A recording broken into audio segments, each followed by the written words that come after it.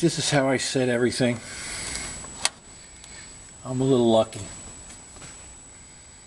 I'll turn on the MSD.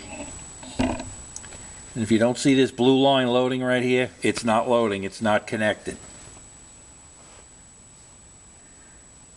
I have already programmed the start retard, the shift point. I programmed everything already that I want. This is just a quick tutorial on how to program this stuff. And if you have the wherewithal, you can buy a MSD ignition tester. And you could test the system, you know, kind of dynamically without running the truck or car. Okay? Now we're just waiting for it to talk to it. I just loaded the shifter.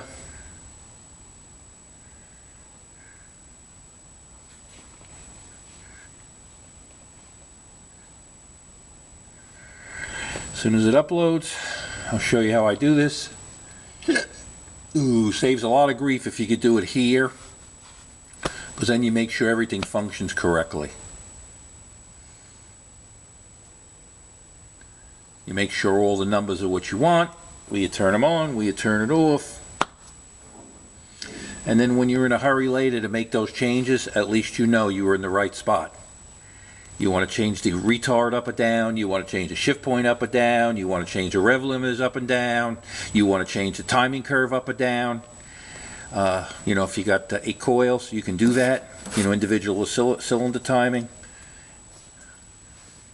But you can't do it unless you test it here first and make sure everything works without running it. Saves a tremendous amount of time. You know, and the only reason I stopped and was showing you this is because without that bar right there, it's not uploading. It's a little tedious, a little time consuming, but well worth it. There you go. Okay, now pretty simple. Go to view. We want to see the tree. Let's bring up the tree. There you go. Okay, we have the rev burn set to 7,000. Top rev limiter is set at 7,800. I got the launch rev limiter or on the trans brake set at 4,500. All right, so let's check that first. Set the trans brake.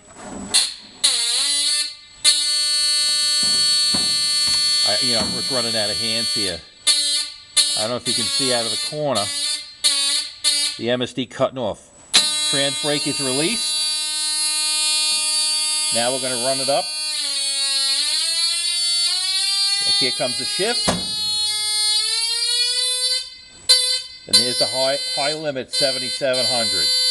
Usually it's plus or minus 30. Okay. That noise you hear in the background is I got a spark plug to ground, and I just run it that way. This is also how I'll test coils. I'll just turn this on and just let a coil run for 5 minutes or 4 minutes, something like that, just to see that the coil doesn't short out. Okay? I had one where we did all that, and the coil was shorted out. I just forgot it was on, and 3 minutes later it shut itself off, and I had a heck of a time. I couldn't get the tune-up right, I couldn't get all the nitrous right, I could never seem to get anything right. Found out the coil's bad, so that's kind of the best coil tester I got. We're all done. You get out of the tree. You can park it there. If you wanted, you could bring up the dials. Let's bring up view the dials. View.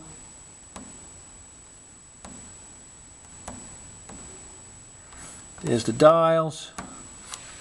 You could also do it on this screen. Because I have the other rev limiter, the other RPM gauge on the tool, I usually don't worry about it. This one I'll use a lot of time for the start retard, just to make sure that when it starts, it takes the timing out I want. I'll also check this when I check the nitrous retard. I'll watch this, and I'll hit the nitrous to make it function, and watch the retard jump back. So, if you have any questions, feel free to call. Thank you for watching. Take care.